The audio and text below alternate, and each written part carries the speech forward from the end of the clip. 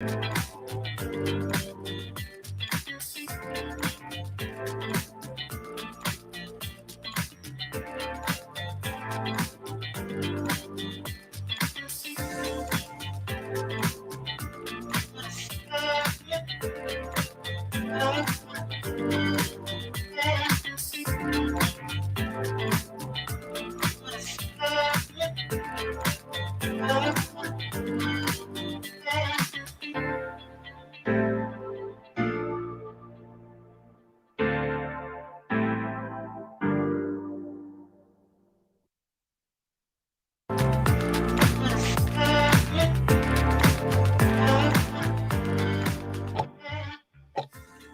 with it. What is going on, my friends? Welcome to the Josh and Ashlee Show. If you're a small business owner, an entrepreneurial family, you are in the right place. I'm joined by my high school sweetheart, Ashlee. How you doing over there, my love? I am doing wonderful. But it could change any minute. I'm a woman and I'm an entrepreneur wife. So it's been a weird few days. Name the minute and I'll tell you if it's going good or not. I heard somewhere, actually, Rick Wallace was sharing with me, there's 3 things that you can't change about life. I'm going to have to look it up. Let me see if I can remember. Number 1 is pain. The second thing is uncertainty. And the third thing is the constant need to work. What do you think about that? Is that true, or is that just a negative way to view the world? The constant need to work? Yes. That's the one I question probably the most is I don't, I actually just think I need a nap.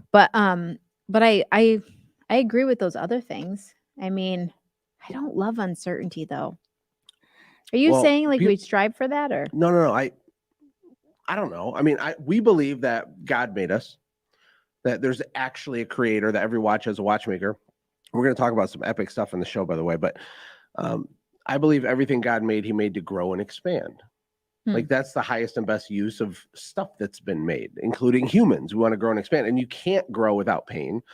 I don't think you can grow without uncertainty, or else it wouldn't be growth. Like if there's no pain to expand, then is it even growth?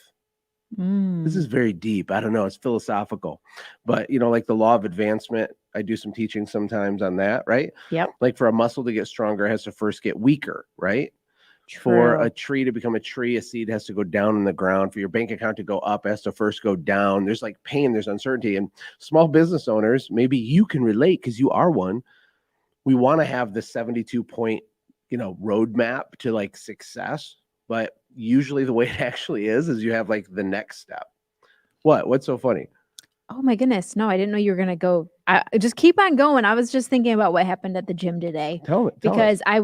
I took this bar class and we're working on like the little tiny muscles. And it's interesting because little things sometimes hurt you for very long days. But there's this one lady that I always like to go next to. And she works really hard, but she moans really loud. And so I feel like we're like compassion buddies. Like after we do like a long plank, she'll go, oh. And I'm just like, girl, I feel you. And so her and I are working out our muscles together, but I like going next to her because then I was just giggling about what happened at the gym today because I didn't see her, so I couldn't go next to her today. She was just living in the law of advancement. She came in a little bit late, and so she just came in a little late, but she gets me. But yeah, we keep going, do the eloquent things. I'm just going to sit here and laugh at my own. Well, basically, long story short, it's hard to grow and expand, right? And we're our own biggest enemy. We're our own biggest bottleneck. I know that I am. I know most people are. If you don't think you are, you're just like not seeing it yet, but you'll get there. I want to talk right out of the gate about Dunning-Kruger effect. Dunning-Kruger effect is amazing. I have a short video clip. I'm going to have Maverick back there play. But before we do that, Dunning-Kruger is this idea that people with a high IQ tend to underestimate their abilities, and people with a low IQ tend to overestimate their abilities. We all have people we know like this, right? You're at the family picnic and you got, Uncle Larry over there. He's like, oh, he thinks he knows everything, but he's like the dumbest guy. But, people that don't have a high level of intelligence aren't aware that they're not smart. And really, it's not just about smartness. What I notice with small business owners is that the chronic overthinkers, the people that procrastinate or get anxiety when planning their business, a lot of times they are really, really smart. And maybe that's why you're stuck or going slower than you need to, is because you're a chronic overthinker. Is it just me? Do you overthink? Do you struggle with that? But I think it's funny because the most talented people move the slowest in a lot of cases because they're painfully aware of their own inadequacies. Is that you? I don't know, but let's play this clip, Maverick, if you have it ready. It's awesome. Let's see what we got. I'm Tyler. I'm 21. I'm a high school graduate, and I work in the Marine Corps. Maria. I'm 30 years old. I have my PhD in cancer biology, and I work in a biotech industry. Grad school, I went to University of South Carolina, and undergrad, I went to University of Florida. 1, 2, 3, 4, 5, 6. 2, me, I don't know. PhD, cancer biology scientist. I work in a biotech company. We make COVID-19 testing kits, stuff like that. And then it has nothing to do with your background. I don't think you really have the highest EQ out of all of us. Tyler, he ranked last for me personally because the way he carries himself. He was ranking intelligence based on his point of view and not taking in other people's point of views and compiling results, but really just came down to his body language, his demeanor, the way he carried himself, the way he acted towards the group. Number 1 is Raymond. Number 2 would be Kaylee. Number 3 will be Tyler. And number 4 would be Shada. Number 5 is Sean. And number 6 is Maria.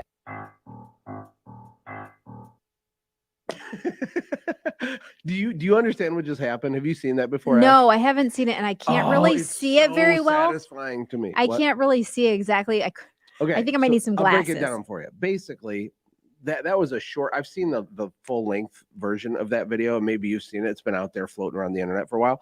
But that super cocky, arrogant girl who's talking, she's like, "Yeah, I'm a PhD. I'm in biomedicine," and she thinks she's this amazing thing.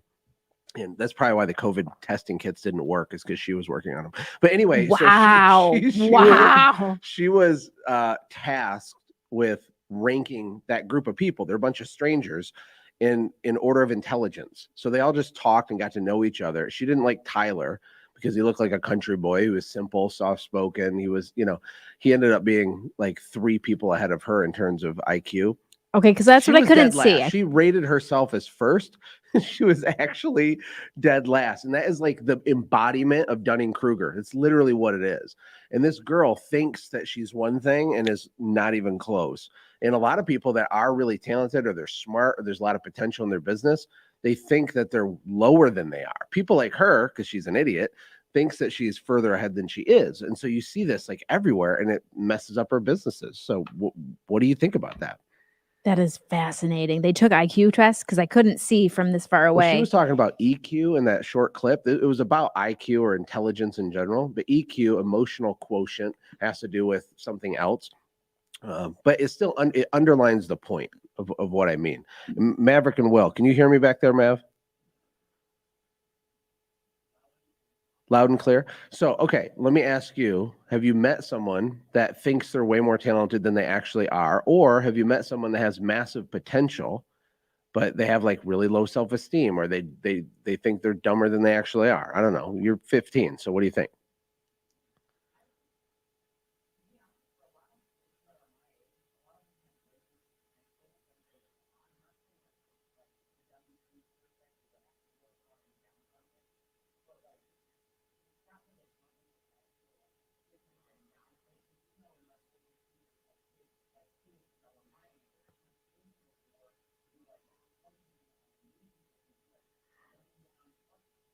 Yeah, he was 12, by the way.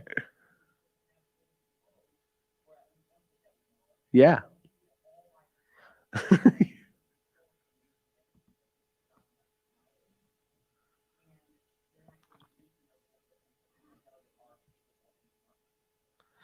Oh, Rebecca says she can't hear you, Maverick. So I don't know if there's something just on Facebook. I see her say that. But what Maverick was saying was that young kids in his generation, he doesn't know if it's Dunning-Kruger, but he said they're not maximizing their potential because they used to do really hard things and epic things. And now you're like 32 years old eating Hot Pockets in your parents' basement. At least that's the running joke on the internet. There's less responsibility taken by adults now than like kids used to have. And there's this story, I think his name was something Graham. He's a 12-year-old decorated Navy gunship soldier. And he was actually 12 when he snuck into the military, and he was like 13, 14 years old. He went to combat a bunch of times. He had like a Purple Heart or something. They ended up taking his award away because he had lied about his age. And then like 40 years later gave it back to him. And then the other example he gave was Laura Decker, who is a 14-year-old that circumnavigated the earth on a sailboat alone. And look, I'm not saying your kid needs to go circumnavigate the earth, but it is interesting kind of where culture's at right now, right? Yeah. And the expectations placed on, I don't know, ourselves, our kids. I think the parents of kids, the parents are overwhelmed and paralyzed running a company, doing these things. Half the people that we deal with secretly, they really hate their company. They didn't like their boss. They didn't like their job. They're doing their company, but they fantasize about selling or exiting their company 5 times a year. Not everybody. Or 5 times but a it's day. common. Maybe 5 times a day. It's common. And I don't know, people are just stressed out. And what do you have to say about the kid potential and all this stuff? Ooh, I definitely think kids have a lot more potential than society. Like, I think there's this thing that people think that just because you're older means that you're smarter or wiser. Now, I do think you gain a level of maturity and you go through stuff, so you have a different look on things, but I think we can learn a lot, especially from this youth right now. It's funny because I just bought Maverick some Red Cross courses that I want him to go through just so that he is Red Cross certified and all these things. And it's so funny because I told my mom, I'm like, Mom, I bought Maverick all these courses. And Maverick's babysat people before. And, he watches the kids when we go out on date night and stuff. And my mom laughed and she said, Maverick could run a country. Like, he could be teaching the babysitting course of how to, and it's so funny to see him go through this. And he was just laughing at some of the things. But I think there's a lot of things that we don't give kids enough credit for. We don't give kids the opportunity Yes. to do hard things so they can build their own confidence in themselves. Like, if you're a helicopter bubble parent where everything's sanitized, everything's safe, you let your kids stay over there, you don't let them explore and do things and even do difficult things that frustrate them. It's horrible for the kid, because in the year like 1811, when you're 12, you're the man of the house. You have the rifle and dad rides his horse to town and maybe he's gone for 3 weeks and you have to deal with the stuff, right? And the grizzly bear tries to eat your chickens or something and you're 12, but you're the man. That's it. That's the way it is. The word teenager is actually a modern construct. Some of the research I've done on the etymology of the word teenager is that it's only about 100 years old. It wasn't a thing before, and not that it shouldn't be. And yes, there's reasons the life expectancy was 42 in the 1800s, right? So you had to grow up faster so you could live quicker. So not all of that's good, but generally I think that's missing from today's youth. I remember just this weekend, Finley was like, I need a lemonade stand. I can't remember what she wanted to get money for, but she wanted to get money and she wanted to make a lemonade stand. She's always wanted to make a lemonade stand, but it was freezing out this weekend, which we'll talk about Texas bipolar weather here. It's going to be 87 degrees, but I think it was 46 this weekend. And she wanted to make this lemonade stand. And my husband was like, well, there's we can't let you go outside by yourself, stranger danger, all these things, which I have a point about stranger danger. Someone made a very good point on TikTok. Way to go, TikTok lady, about stranger danger. And I said, let's just let it play out. Josh goes, oh, we got to go do stuff. Because that's the hard part about having your kids start businesses is sometimes you have to do stuff, especially when they're 7 years old. And I was like, let her figure out the process. Let her practice and do all these things. And by the end of the day, Finley was not ready to do lemonade stands. And she came to that conclusion herself because her brothers told her, this lemonade is disgusting. This orangeade or whatever it was. Yeah. And they gave it to me. I was like, this is amazing. Good job, honey. But I was scared to drink it. I said, when does being a good parent and supporting your kids cross into the danger zone? Because I'm like, what did you mix in this, honey? I'm looking, there's 2 half melted ice cubes and she's like, sugar and oranges and God knows what went in there, but they told her the truth. And just so you know, when we have a lemonade stand, we will be a fine-tuned machine and she will be totally, it will be up to standards. It'll be health. Yeah, but we were letting her test it out. And I think that's the thing too, is we're so worried about hurting people's feelings. We don't let them test it out and fail and edit and pivot and try to figure out, this is all learning. When we fail, we learn. When we're trying to figure out, do we want to do gymnastics, which it will always be gymnastics, or do we want to do ballet? We sometimes I don't know what the word pigeonhole actually means, but when we I know what it means, but I don't know where it comes from. But when we pigeonhole kids and we're then we get mad. I used to be a cheer coach and I remember people would breed their kids, especially in Texas, they breed them to be cheerleaders forever. And then they get so burnt out that they're like, screw this. I don't want to do this anymore. And then that's when teenagers go off the rails or whatever, because we're so hardcore instead of just trying things out and letting them things fail. I mean, are you saying that the parents were pushing their kids to do something the kid didn't want to do? And that's bad? Or are you saying, because it's good to push them, right? Or I think obviously it's, it no, can no. be too much though. Okay. Yes. I guess I kind of flipped on the script there, but I think we should push kids things. But I think we should, if we decide that we're going to do gymnastics, then we stick with gymnastics until we're all done. Like we reassess. You keep reassessing. You But push you them. complete your commitment. Yeah, you first. complete your commitment. But it's also great to try out things and to like try out things. I mean, especially when they're kids. Your kids should try out a business. Your kids should try these things. They learn so many good things from trying out different things. Now, there's people that try out too many things. They're in gymnastics and dance and t-ball and this and that and all the things. I think can be overwhelm and overload. So I don't think you should just get, but letting kids fail and try things and do hard things and keep commitments, it's huge.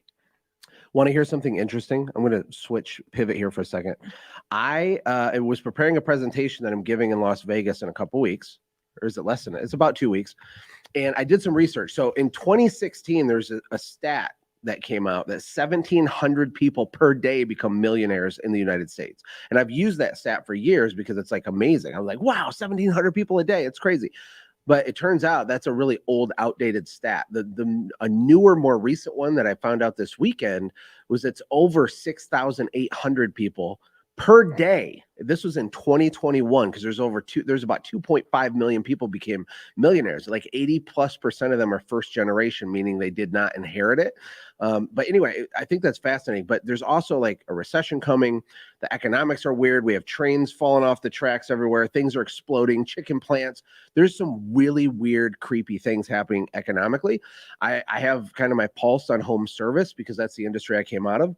And people are messaging me, and depending on where you are in the country, like call volume's a little lower, people are nervous, things are getting weird.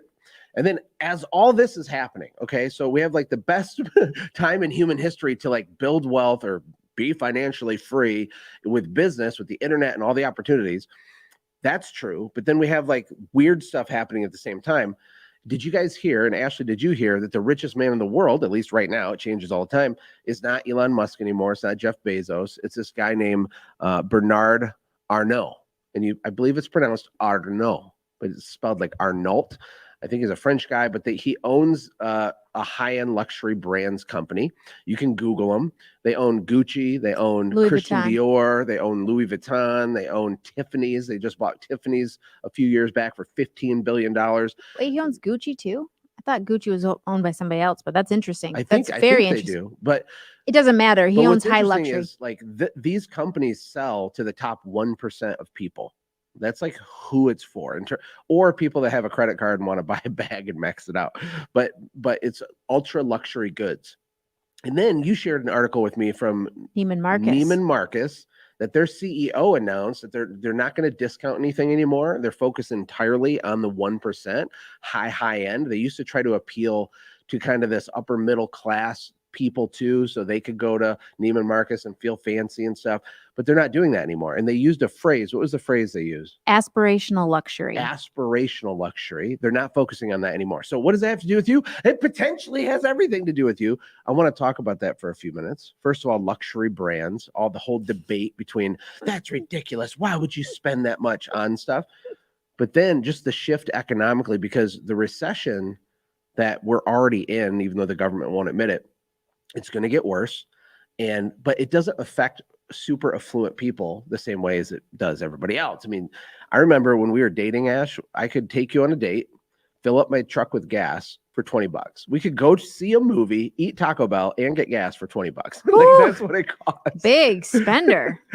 So like when gas went up back then, like that disrupted my life. Now I don't look at the gas price. I just don't. I don't pay attention to it because it doesn't matter. I'm getting gas either way. But it's not just gas, it's all the prices of food and everything. So I want what are you everybody thinking? that has called me a gold digger in the past to repeat that my husband used to take me out on a date for $20, everybody. I married a man that used to take me on $20 dates, and I actually love his face more than I've ever loved him, because not because he takes me on way more expensive dates now, but just trauma bonding. We've done a lot of trauma What are bonding. your thoughts on all my, this stuff? my thoughts about luxury brands is I just like did a quick Google search, and it's also more billionaires were made during the pandemic, and everybody thought, oh, everything's crashing to the ground. And now a billionaire was made like every single day during the Well, not to pandemic. mention, I believe it was Pfizer made $100 billion because of COVID. Really? Really? That's a different topic. Keep That's going. a totally different topic. But aspirational luxuries, I mean, in all fairness, $1 million, we're making 6,000 millionaires a day, Per but day. $1 million isn't worth the same amount as it was even 10 years ago. Correct. Yep, that's true. Even probably a year, let's just be honest, a year ago, $1 million is a lot different. Well, have you ever heard of the Weimar Republic? We've No. never talked about. Do you know No, what that is? I have no idea what that is. They had hyperinflation, which is how Hitler rose to power, right? People had wheelbarrows full of cash because of hyperinflation back then to buy a loaf of bread. People would trade the titles to their house for like groceries for a month. Not that I think that that's going to happen. There's reasons why, with the dollar being the reserve currency, but none of us really know. I mean, it's definitely weird. But anyway, you're right. The value of the dollar is completely different. It's lost like 98% of its value since the first Federal Reserve notes in 1913 or something. I think one time you were speaking in San Diego, and you were speaking at this event center, and overlooking it was this entire marina. And you made a great point, because everybody was talking about like, oh, there's not enough customers out there. And my husband was like, look around. All these people own yachts. And that's like extra fun money. And so I think sometimes people look at their situation and they might not know 10 billionaires or 6,000 millionaires. And so they think that their customer is them, and their customer is not them. And same thing with... Yeah, that's true. There's millions of millionaires. And by the way, millionaire just means net worth. Doesn't mean they have liquid cash in their checking account. But there's tons of them. I think it's just under 9% of everyone in the United States is a millionaire. Did you know that? 9% have a 7-figure or higher net worth, which isn't a giant number, but it kind of is. Like there's success is everywhere. Truly, it really is. But like if you grow up poor, or you grow up where money's a struggle, it feels like that's what the world is. The truth is that's just what your paradigm was, and you got to open your eyes. And there's oh my God, so there's too much opportunity. Actually, we don't really have this on the list, but do you want to fight about the designer purse? Are you going to take one? Well, I want to talk about what business owners should do to pivot towards marketing to the affluent. Do it now. Do it right now. And we can talk about that. There's lots of things you can do, because when things slow down and there's a squeeze, look, not everything's going to fall apart, but consumer spending's already changing. Consumer debt's at an all-time high. Things are weird with real estate. Interest rates are really high. We looked up the mortgage rates this weekend. 10. And that was something else.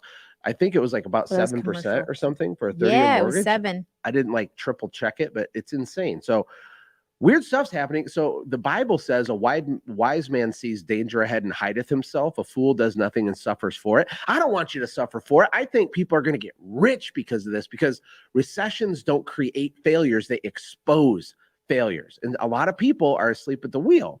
I don't want that to be you. Like, tighten up your marketing, tighten up your messaging, get a handle on your numbers and your pricing. Look at the culture in your company and get ready to buy discounted assets, to buy out your competitors who are asleep at the wheel. But at the same time, trying to focus upstream on who you're targeting and marketing to, because that's why Bernard Arnault is the richest man in the world. They sell to the top 1%, and he's the richest man in the freaking world. That's insane to me. What, you got something? I would also say too, like we're talking about like making a dog whistle or something that attracts your perfect customer, a luxury brand buyer. But I would also say that even in the middle class, they might be lowering what they spend on. But I would say that a lot of people nowadays a lot of people nowadays, sounds like I'm an old lady, they actually want to buy quality things. So they will spend more because they know it's going to be done right. And some of them are actually even more leery of these desperate deals. That's what I would call desperate deals. And they don't want to buy junk things. They want to buy things that will last because they don't know how long the recession will last. And so they want to buy high quality goods from high quality people. They want to know that you're going to be able to come back and do the service at the same level. You're not just hiring yahoos to come work on your property or this or that. So Yeah, they there's actually certain industries that make me more nervous than other ones. Like for example, if you have a maid service, I feel pretty good for you. I think there's going to be a squeeze. You're going to lose some of these people that are on strict budgets. But in general, people don't like not clean their house. Now they could do it themselves, but there's also 10,000 people a day that turn 65, and that number is going up. And so a lot of people just can't do it themselves. That's going to be like a priority. But then when I think about like garage floor coatings or epoxy garage floors, like I'm legitimately nervous for those types of businesses, depending on how rough the economy gets, because that's what's known as a postponable service. It's not an essential service. It's a luxury service, and you don't have to have it. Like your garage works perfectly fine. It's a nice to have, not a have to have. I think cleaning feels different than that is one example. I mean, if someone comes and tells you that, a bug is eating your roof and you're gonna have to get a new roof, you're like, oh my gosh, I can't spend That's however not a much. postponable. Yeah, that's like, oh my goodness, don't have these things eat my roof. But there was something else I was going to say. Oh man, you were jogging my brain about something, and now I can't remember. It'll come back to you. It'll come back to you. Well, we have a lot more to talk about. In fact, my friend Kurt Kempton sent me some boxers. So I'm going to have you talk for a second. I'm going to review them, but this has to do with toilet paper. So Daytona 500 was this weekend, right? Yeah. And Ashlee's parents are like teenagers again on retirement, running around goofing off in Florida all winter. And they went down by Daytona 500, and the car that won was the Kroger toilet paper car. Is that right? Cottonelle, the K. Roger. I love Kroger. So we just thought that was funny because if you remember during the pandemic, anyway, when you remember that, there was toilet paper wars and people cleared out the shelves and all that. Then the toilet paper car wins. And then that got Ashlee and I talking about toilet paper in general, because one of my friends, Kurt Kempton, is passionately against toilet paper. And we always have these funny conversations because if you think about it, in the West, we're primarily the only people, according to Kurt, that use dry toilet paper to go to the bathroom. And it like doesn't make sense. He thinks it's the grossest thing ever. So I asked him to box me a rant, and I'm going to pre-listen to it and make sure it's appropriate. And maybe we'll play it. Kurt Kempton is always usually appropriate, but I will tell you this. This is the funny thing.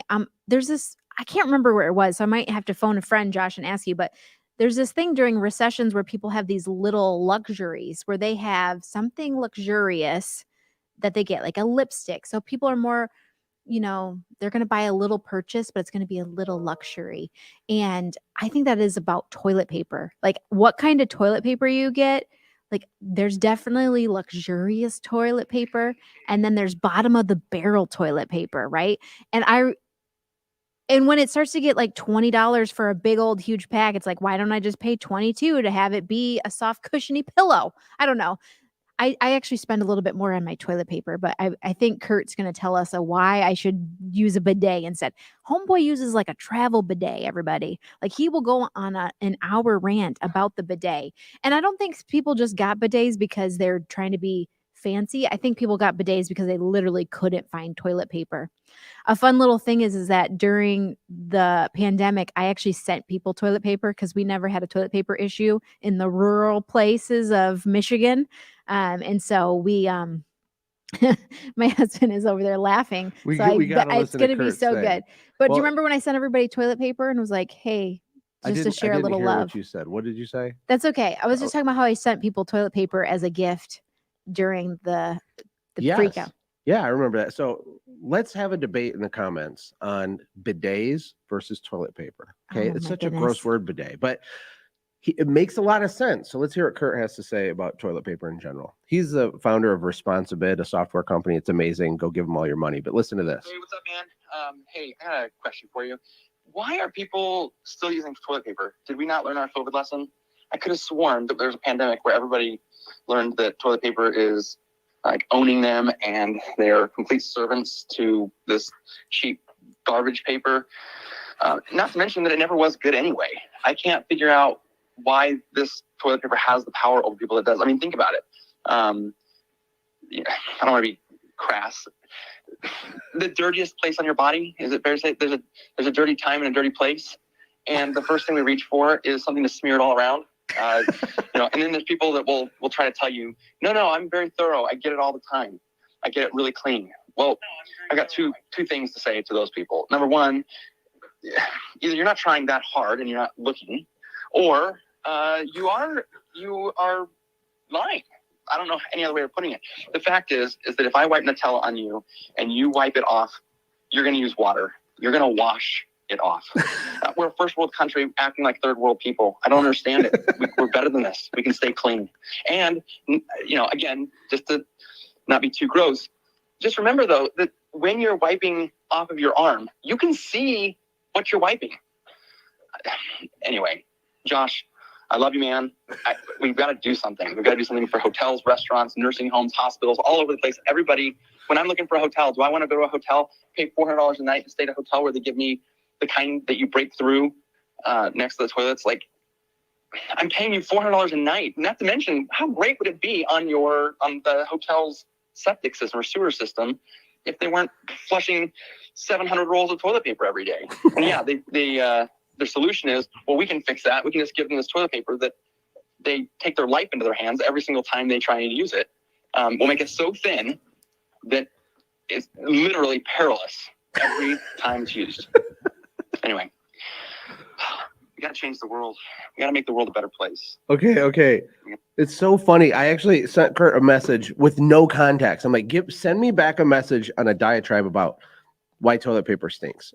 We're doing this podcast, just do that. And he did. He's like, I have no context, but that's what he said. But he, as funny as he is, he makes really good points. What do you think? Will and Maverick, get involved here. I want to hear, did you hear what Kurt said? And can we hear you on the stream? Let me know.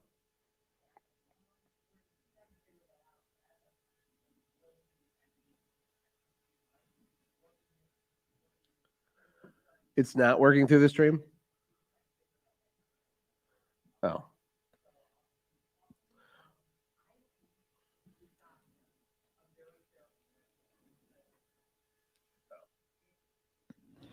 Maverick, it's not working. I just checked on my phone.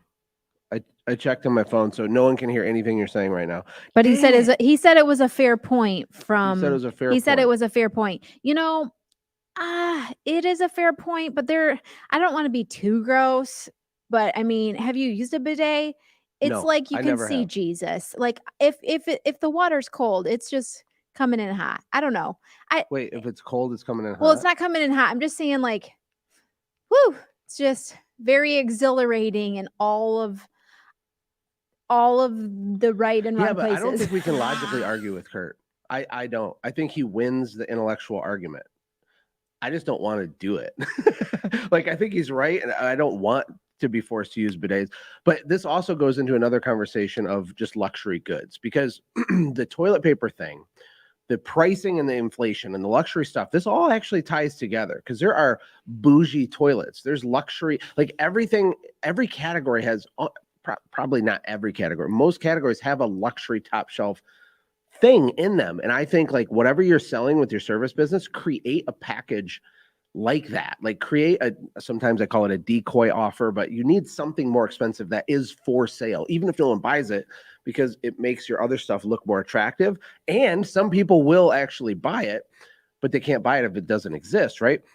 What's with the bougie toilet thing? Because they have $20,000 toilets and stuff you can buy, right? Oh, you're talking. I know where we're transitioning. We're talking about the bougie toilet we're renting.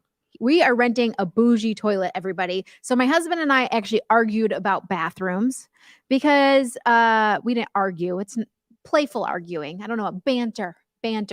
We're hosting an event here at the studio. In the studio, it can host a lot of people, but for 2 days straight, we have one toilet inside of the studio. We have multiple bathrooms throughout our whole entire property, but only one in the studio. So we're like, oh my goodness, this is going to take this toilet's going to take a beating, right? Mhm. Like 50 people or 50 to 60 people, 2 days straight, it's going to be coming in hot, right? So we're like, let's rent some toilets. So I called the toilet rental company, and they were like, would you like this porta potty for $135 for the entire weekend?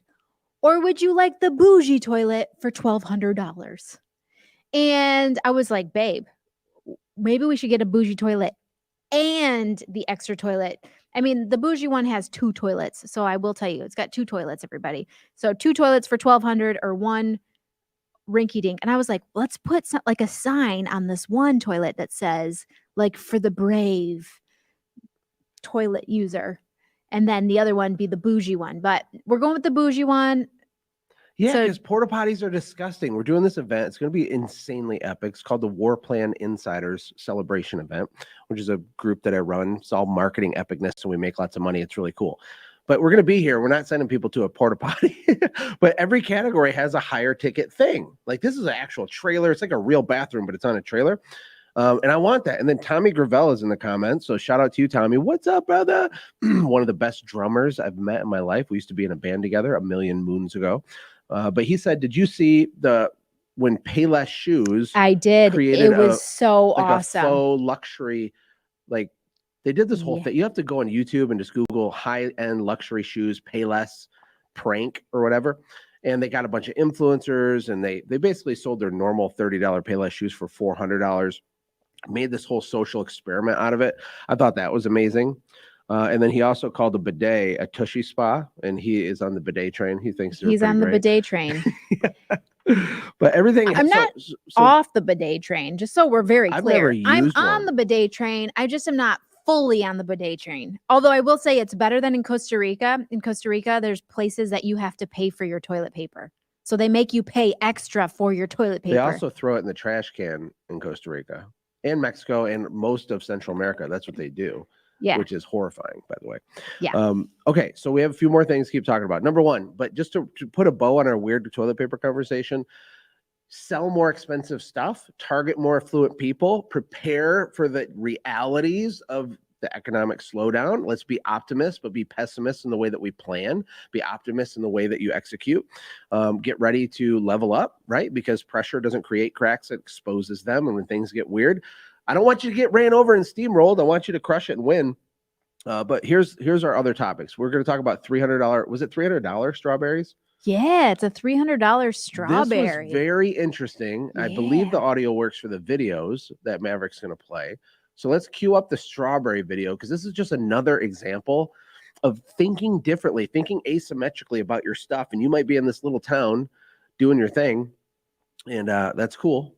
That's cool that you're in your little town, but there's opportunities you can't see because you get numb to it. You're too close to it. And I want to reframe your brain to just think bigger and to think asymmetrically and creatively. Let's play the strawberry clip, Maverick. If you have a strawberry, go ahead. You do, don't you? You have a set of Ferraris around the back there. I have never drank or eaten any food that's more expensive than that. Would you mind holding that for me a second? Thank you. This is all my money. 2, 3. I understand this guy. His passion for strawberries is incredible. He invented this. He grew this thing for strawberry. 50,000 yen, my friend. Thanks, Del. I'll give it a go.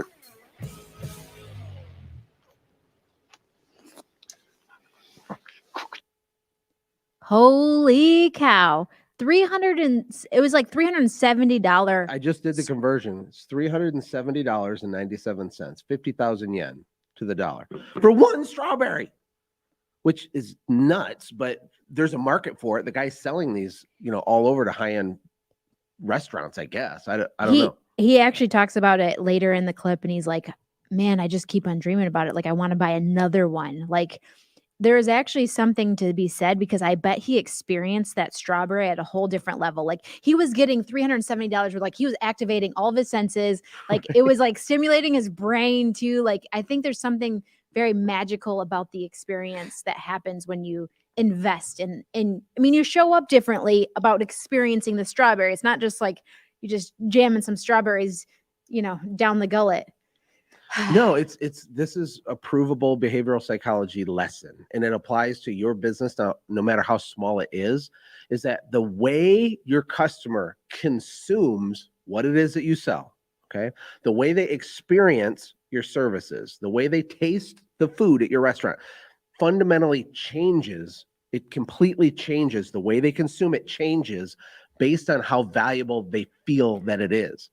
And this is so epic and so interesting. But when people think you're just a commodity person to go do your service and you do it, their brain is shut off in the way that they receive your services. They don't understand the nuance. They don't consume it and pay attention to the minutia of how you do what you do. When you're at a fancy restaurant, they don't taste and savor the food the same way. When you eat a burger at McDonald's and you're in a pinch, you're not focusing on the food the same way if you're spending $500. We went to a nice restaurant this weekend with Adam and Jennifer. Yeah. That's what, $500-$600 to eat there. I think they paid for it this time. We paid for it last time, but it's high end. And so when you're eating the filet mignon and you chew it different, you savor it different. Everything about it changes. Is that what you're talking about? I mean, yeah, because basically I was licking the plate. I'm not that classy of a girl. Sometimes I go to classy places and I have to like rein it in. But yeah, I was like licking the plate of the lobster cargo thing or whatever that was. That was amazing. I'm like, can you just scrape that off, lady, and put it in a box? But we actually have a real life example about this. The kids and I were watching this TikTok just a few months ago about this pink glow pineapple. And this lady paid $80 and they only make pink glow pineapples in Costa Rica. And she was like savoring it and like describing it. And so we went down this whole pink glow pineapple thing. And so my kids were like really obsessed. So I found a pink glow pineapple at Kroger and I didn't tell the kids how much I paid for it. They thought it was $80, but I had actually got it on sale for $2.99. And so I cut up 2 pink glow. So my kids are thinking I paid like $160 for these, and they devoured these pink glow and they were like, "Oh, that's the best pineapple I've ever had." And like they were freaking out about it. And then the next week I had pink glow pineapples again. Mm-hmm. And they were like, "Mom, what? How dare?" But this time I said, "Yeah, they were on sale for $2.99. Y'all, I had to throw that pink glow pineapple out because I cut it all up and nobody consumed it the same way. Of it changed. They thought it was $160 worth of pineapple that I served them. And so they were like basically fighting over it. But then when they found out it was $2.99, it just was like, never mind. It wasn't that great. That's a perfect, exact one-to-one story that matches what we're talking about. The way we consume products changes based on what we perceive it to be. Really, I should do like a 20-minute thing about framing, because with the service company, there's nonverbal signals that happen from the moment they see your truck to the moment they're on your website to the way that they listen to you on the phone when they call you. There's so many things happening that set what's called a frame. And when the frame is set, okay, that's what dictates how much they think you're going to cost. It's what dictates how they're going to consume what it is that you're selling. It's insanely powerful because the frame is the whole deal. Not just in life with our identity, like framing, there's deframing and reframing and pre-framing. And with your service company or with your pineapple example, you pre-framed them that it was this, so they consumed it a particular way. Yeah. And then you reframed it as only being worth $3 and they consumed it a different way. And there's nothing weird about that. That's how humans are. If you think that you're not like this right now, you're delusional because you're a human. Everybody operates based on these subconscious triggers and it's just the way humans are built. So the way that you market your stuff, the way that you talk on the phone, the way you create separation and contrast between your company and the people you're competing with, all of that starts to set a frame. For example, if I call 3 companies to get a quote for something, and you're the third one I call, okay? So I have kind of normal experiences with the first 2. Maybe one of them doesn't answer, calls me back, gets my information, says they're going to get me a quote. The second one, they answer, but it's more of a call center vibe. It's just kind of corporate. It's just sterile. They're friendly, and then they call you, you answer in one ring, and your receptionist is standing up and is high energy and it has a really clever script, and everything is better. The emphasis, the pacing, the tonality, the enthusiasm, everything's better. That's the first opportunity to set a different frame than the other two. Mm-hmm. And then how long does it take for you to go get them the pricing that they want? And then what scripts were said to the customer to pre-frame them that you're going to be premium? Because they shouldn't find out that you're premium just by getting your price. They should be anticipating a high price based on the frame that you're creating for them through your process and your scripting and the enthusiasm. They should almost be nervous of how expensive you'll be. And so that when they do get your price, they're pleasantly surprised you're only $200 more than the other two quotes, right? Like that's what frame control means in the context of a service business, is the way that you set that frame. Because when it's done correctly and you're talking to the right person, people will feel uncomfortable hiring the cheaper company. They'll feel nervous to hire the cheaper company. The really sad part is that the first two companies in my example that don't get the job, because you're going to get the job because of your customer life cycle and the framing and the scripting and the nonverbal signals and the nuance was so dialed in. And this isn't complicated, but you've put thought into it. The first two companies lose the job. And then what do? What's the reaction? They did 10 quotes. They've lost a bunch of them. What do? They lower their price even more. And it becomes this race to the bottom. I don't want you to get sucked into that, which is why all the examples we shared on the show, if you didn't watch earlier, we talked about how Bernard Arnault is the richest man in the world now. He owns this portfolio of high-end brands like Louis Vuitton and Tiffany's and Christian Dior and a whole bunch, Hennessy, which is, I guess, fancy liquor or something. And so marketing to the affluent is important going into a recession. We talked about high-end toilets and all this stuff to try to serve you, right? Because there's little things you can do to separate yourself. The thickness of the literature that you use, the tone and vibe and color scheme of your website. Like there's things that can be done, the uniforms, the process, the way you walk around, the way you build trust. It's a whole rabbit hole. I wish I could plug my brain into your brain because you'll make so much more money with your brain than you ever will with your back. That's it. My rant's over. What are you thinking as I say all that, Ash? You literally just said, I wish I could do a teaching on this, but you did. You did recession marketing for free. And then, I mean, now you're repackaging it and you have a whole app and stuff. So you do teach this stuff quite a bit and have taught quite a few people these things.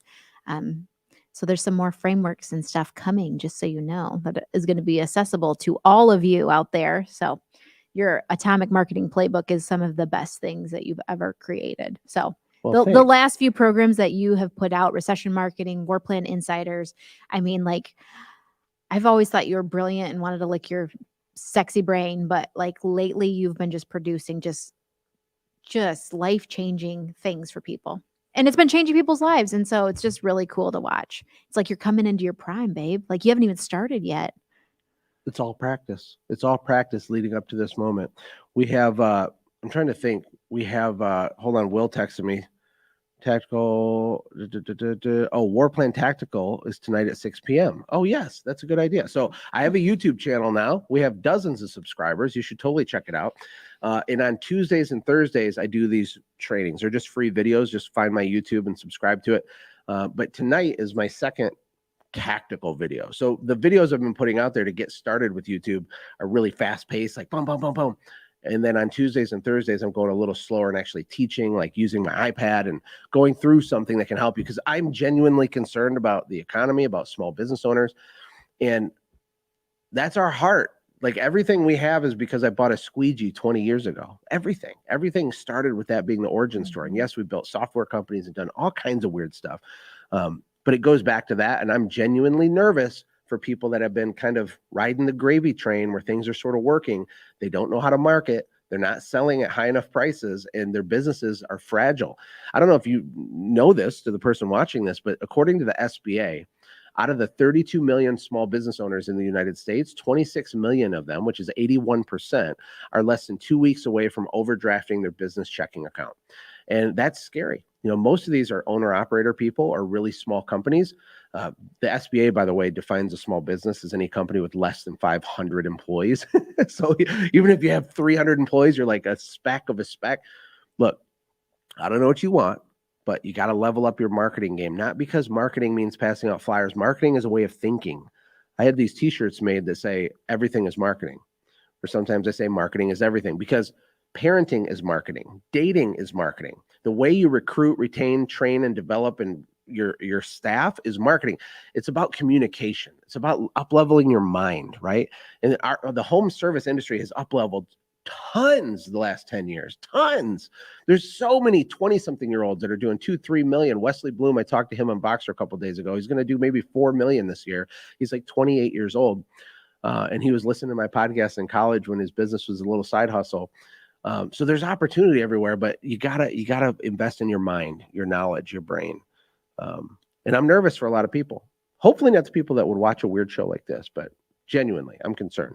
I think the service industry too is like one of those, AI is coming to steal everybody's jobs, right? And I think it's going to go into the service industry probably last because robots and stuff will be needed for that kind of work. But like the service industry, people are like, oh, it's done. I don't think it's done. It's just getting not at all. started. It's a gold rush. It's a gold rush. It's a like gold rush. But I think the more important thing is if the service industry, the people that are there now, if they don't get with their marketing and their sales and they don't fine tune it and pivot and like really people are going to be coming into this industry like hotcakes because the recession is going to get people out of work and they're going to start going into the service industry. So, and private equity money is going into the service industry. So this is a time that if you already have the head start, if you have a service company, but now you need to fine tune it so that you are the category king in your area or different things. So you have to fine tune it now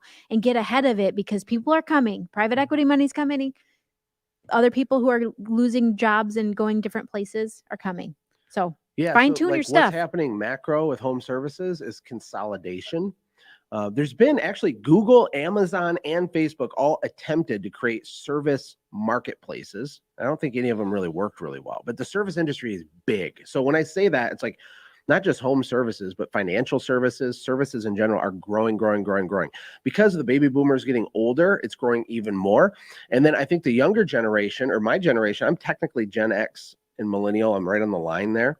But my generation doesn't want to maintain their own stuff. They don't kind of change their own oil at large, right? They don't know how to fix stuff. So services is huge. But what's happening with private equity is they're gobbling up. It's called a rolling up. They're buying successful companies, consolidating them, and then exiting them and making hundreds of millions of dollars doing this. This can happen to you. So if you grew up broke and you have your little business, you got to understand something. You literally have the earning potential of a professional athlete, literally for real. Okay. And you might only make $100,000 a year in personal income right now. And you have a $300,000 business, $500,000 business. You could be 3 to 5 moves away from doing a couple million, making 300,000-400,000 and selling it for 7 figures and changing your life. Like, this is insane. You might have dropped out of high school and you're going to make more money than a lot of doctors make. And you can do it quick. I promise you can. But the core competency you have to focus on first is marketing. You need systems, you need all these things, but you need to be able to generate a lead and sell it at an ultra premium price. And figuring out how to do that, you can get there really, really, really fast. And if you do, you can sell. You don't have to sell. You can just keep growing. But there's money flooding in from all over the place, all over the country, in all these different services right now. It's actually really exciting. Do you think that the reason is because a lot of people pushed college for so long and they didn't push the trades? And now there's, plumbing is like one of those things. We already talked about this before, is people don't stop pooping, especially with the bidets. We talk about our bidet talk, but like, people didn't push the trades in our generation. They pushed that. And so there's this weird disconnect. Oh yeah. Like things are shifting, man. Like university used to be the doorway or the gatekeeper to education. Education is now decentralized. You're being educated right now. You can go on YouTube and be educated. There's courses, workshops, events, there's certifications, there's consultants, you can learn anything really, really fast for like a fraction of what it costs to spend $150,000 to go to some college with a bunch of woke professors who haven't ran a business in 20 years and are teaching you business. Like, running a business is how you learn business, not by reading textbooks about a business. So I think that's happening. I also think that college was put on this pedestal of like, it's a status pedestal. Like that girl in that video earlier, like she was like, I have a degree and she was the dumbest one of the group. First of all, if you have a degree, like, great job. Not easy to do it. You have to do homework and memorize things for years on end. It takes a lot of commitment. It shows discipline. I honor that 100%. However, when it comes to making money, there's not exactly a one-to-one correlation like there used to be.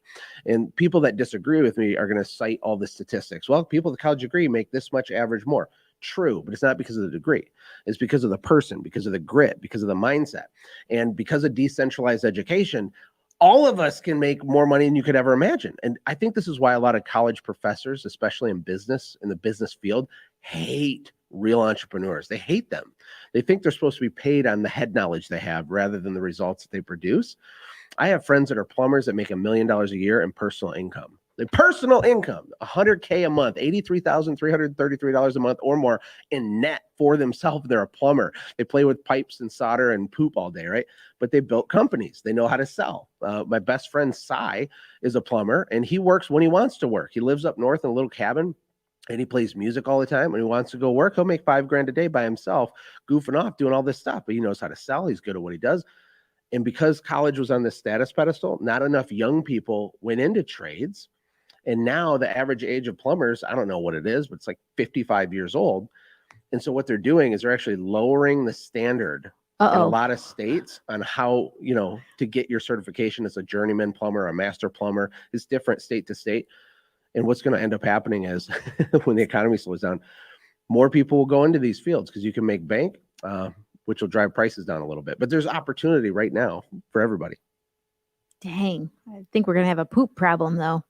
Everybody better start using those bidets because I want people to have really high standards for their plumbing degrees, just so you know. I don't want to lower standards. That's like, I don't want to lower standards in, like, I think Southwest just lowered their standards for pilots. It's like, ooh, when we start lowering standards for things, it gets a little nerve-wracking, but yeah. And even during downturns, even during the Great Depression, which was like the worst time ever, not the Great Recession, but back, almost 100 years ago, the Great Depression, there were still tons of millionaires per capita made. There's opportunities, right? People get scrappy. So open your eyes, get around people that think big, be paranoid in a positive way about the holes in your business, plug the holes in your bucket, get around smart people, right? Start daydreaming with other ambitious people and just get ready to pivot. Try to switch your messaging to target affluent people, get a little more tight on your messaging, create some higher ticket offers, experiment and develop the skill of selling and understanding the pre-frame of how you do all the stuff we talked about.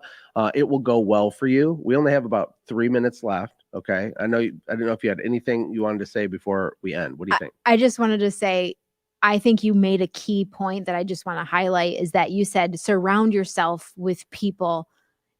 I don't know exactly how you said it, but I think that's true. You can either have two camps. You can have a camp that's like, oh, did you see the news? The recession? Are you worried?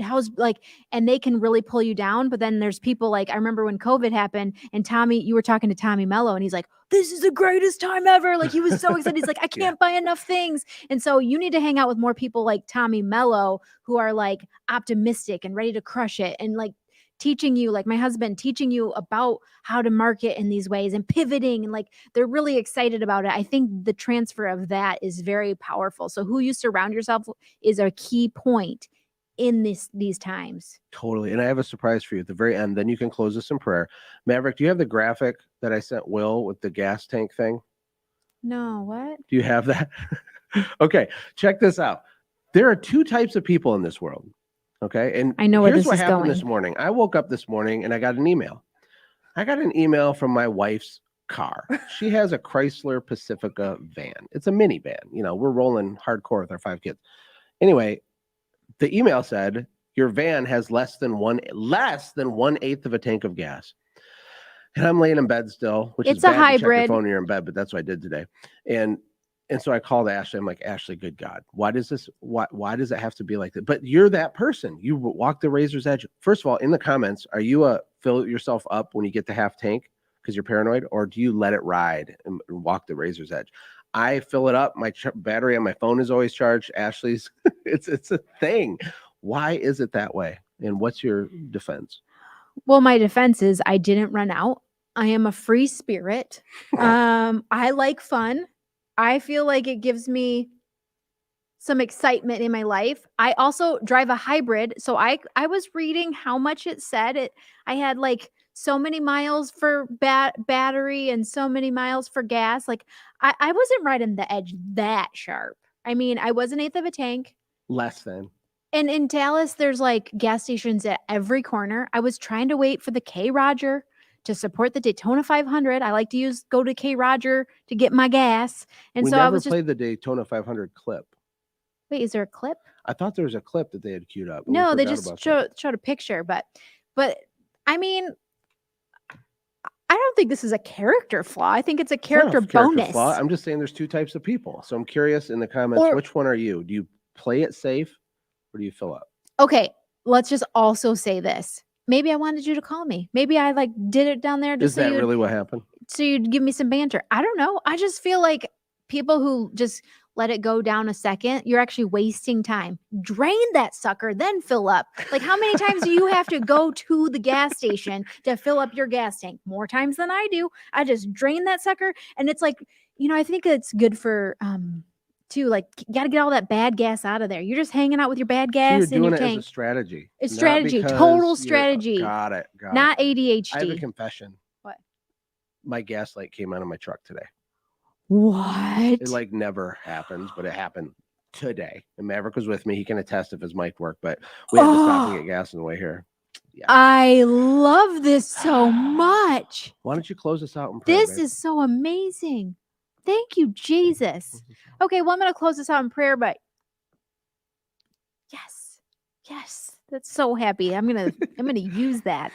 That is going to be fuel in my tank, everybody. Maybe you're just using the Ashlee Latimer strategy. Okay, well, I'm going to close this out in prayer. And as you know, there's revivals breaking out everywhere. And I heard there's like weird hot topics about this. The only hot topic should be, is there revival happening in your home? That's where revival should be happening, in your heart and in your home. So instead of making a comment about a revival, let's just fan the flame in the revivals in our home, in our hearts, in our businesses, in our marriage, in our kids. Like, that's where revival starts. Revival starts with us. So, dear Jesus, thank you so much for dying on the cross, Lord. We love you and worship you and honor you and praise you. God, we just need more of you and less of us. Fan the flame.